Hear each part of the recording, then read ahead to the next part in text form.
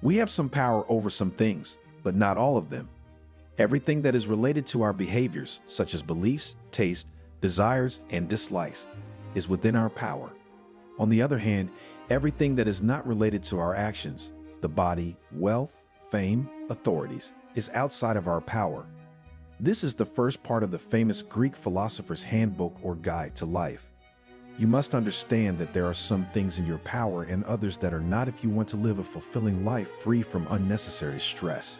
The only thing we should do is focus on what we are told and ignore what we are not told. The opinions and judgments of other people can be one of the worst things the world has to offer. Almost no one can avoid being affected by them, either in a good or bad way. You must understand that other people's opinions, insults, or any other type of personal attack are not in your power if you truly want to avoid being affected. We learn how to act in the case of being the victim of a crime in the Handbook of Life. In order to achieve a mental state that enables us to lessen or eliminate all forms of suffering brought on by the judgments of others. The purpose of this video is to extrapolate the lessons from Epictetus' famous Handbook of Life. You will learn why you shouldn't worry about how other people feel and how to achieve a state where opinions can't hurt you. If this is your first time here, you might want to subscribe so you don't miss any of the great stuff we're planning for you. Epictetus says, remember that the person who criticizes or rejects is not criticized, but rather his own judgment that these actions are hurtful. If someone hurts you, keep in mind that it was your own opinion that caused the problem in the first place. Make an effort not to be influenced by how someone looks.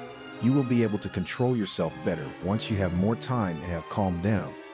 Understanding that criticism or rejection is not naturally harmful is one of the keys to not worrying about the opinions of others. The emotional pain that comes with criticism ultimately comes from how we process that criticism. Think that this criticism will only harm you if you let it when someone puts you down or disrespects you. The true value of a person should be determined by how much they can tolerate negativity in the end. If you act badly, life is like that, unfortunately. Ask yourself, do I want to win or lose when you feel judged or rejected?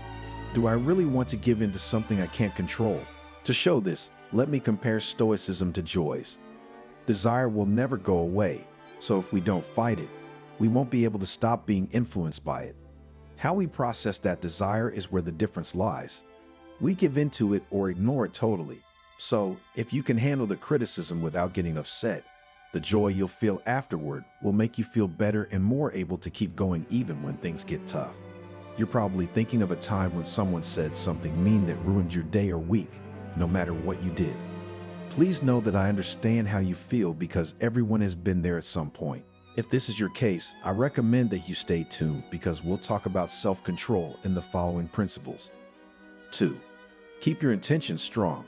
In this principle, we must understand that if we want to avoid being affected by other people's opinions, we should do the following. Prepare yourself right away to be ridiculed and subjected to jeering from the crowd if you have a serious intention of learning philosophy. Expect to hear comments like, all of a sudden he turned into a philosopher, or where does this cocky attitude come from people. Don't let that cocky attitude take over and stay strong in the things that are good for you. Remember that the people who used to make fun of you will end up praising you if you stick to your beliefs. However, you will be ridiculed twice if you let other people convince you. People who wanted to learn how to be thinkers. This Greek principle, however, can be applied to any other part of our lives, even if you don't want to become a philosopher. This principle is very important because a lot of people ignore their real skills just to appease those who disagree with them. Epictetus tells us that if we let fear of other people's opinions influence our intention, we won't fail because we tried and failed, but because we gave in to their opinions. We shouldn't see this as a failure, but as a real issue.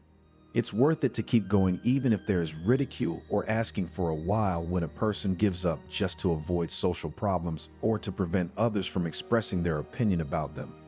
Moving forward will, after all, let you live in line with your own nature. When you need to make a choice in your life, I recommend that you think about this. Understand the real reason for your decisions and give them some thought. 3. Don't let what other people say affect you.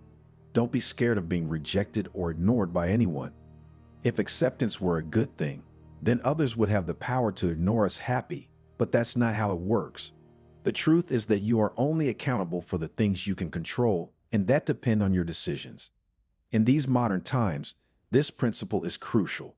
How many times, especially on social media, have you done something you didn't really like to do to please someone else? Approval from other people on these sites can be like a trap for a person. We should ask ourselves if giving up who we are for some compliment is worth it. Is it worthwhile to put our mental well-being in other people's hands? No is my clear answer. You should think about this because at some point, we've all been caught doing something that makes us feel bad, but isn't dangerous. Why should you care if they make fun of you or leave you out of their group of friends? Believe that your happiness relies on how well known you are. That way of life will make you unhappy because you can't control your own happiness. So you'll be stressed out all the time and change who you are so you don't lose your status. Stoicism says that you should only care about what you can control and not worry about the things you can't. When someone insults you, remember that they can't hurt you unless you let them. People who hurt you or say bad things about you do so because they think it's right to do so. Not everyone can act the way you think is right, but they can't do that either. If someone judges you based on how you look when you don't look like that, they are hurting themselves by their mistake. Patience the person who insults you and keep telling yourself, that's just their opinion. 4. Have a lot of self-control. Epictetus said that we must respect our minds as much as we respect our bodies for an insult to become a crime. If you knew how dangerous it would be, you wouldn't let a stranger into your home every day, would you?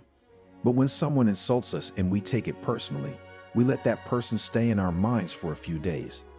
Because then we let strangers into our minds when we wouldn't let them into our homes. Discipline and self-control must be developed in order to achieve a state where we ignore the negative effects of a crime.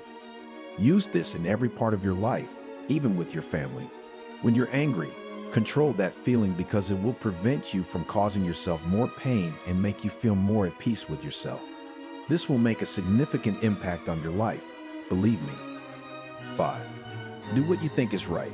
We shouldn't feel bad about being seen putting our morals into action, even if other people get the wrong idea. Why should we worry about other people's bad judgment if we're acting right? We often let our happiness rest on how popular we are on social media sites or how others see us. Because of this, we act to please them instead of going our own way. 6. Don't let someone else hurt you. If someone hurts you or says bad things about you, remember that they act based on what they think is right. No one can be expected to act according to your rules, though. Therefore, if they judge based on a wrong image, they only harm themselves. Ensure the end person who judges you with patience based on these principles. Say to yourself, no one can harm you on each of these situations. 7. There is no one who can harm you. We look at the intention of the insult source through this 7th principle. We can't just assume that everyone will act the way you think is right or agree with your worldview. Very bad things can happen when you think like this. The following question should be thought about. Do you really think that everyone has the same worldview as you do? Things like this are very stupid to think about. So if someone insults you because they think they know the truth about you, think about the following. You are aware of who you are. That's what you think. You know why you do what you do and how you act. You are the only person who really knows the truth about you. Therefore, in the case of an insult from a stranger, you must ask yourself, did I act incorrectly? Can I read their mind and understand the reason for the insult? Ask yourself if the answer is no. It's clear that you can't, because you are the only person in the world who knows yourself best. You should be happy in the case of having acted properly and facing ignorance about the reason of the insult. You shouldn't carry the burden of guilt in the case of having acted properly. The person who insults you, Epictetus said, that's how it seemed to them.